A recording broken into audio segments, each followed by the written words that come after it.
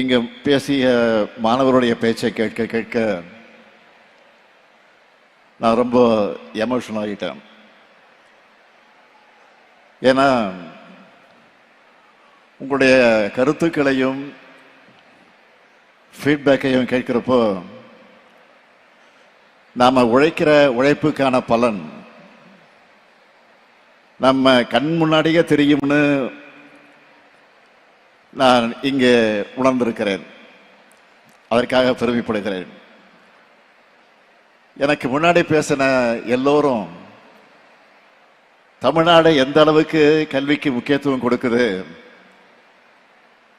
எப்படியெல்லாம் திட்டங்களை கொண்டு வந்து எத்தனை இடர்கள் வந்தாலும் தன்னுடைய மாணவர்களை முன்னேற்றுதுன்னு பேசுனாங்க.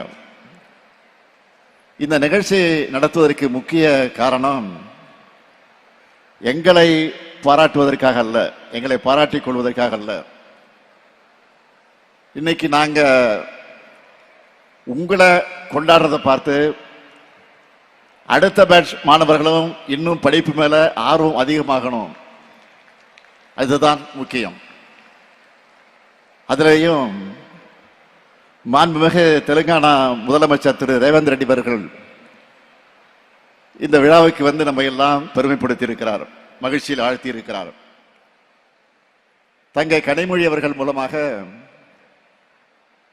மாணவர்கள் நிகழ்ச்சின்னு சொல்லி அவர் அழைச்சதும் உடனே ஓகே சொன்னார்.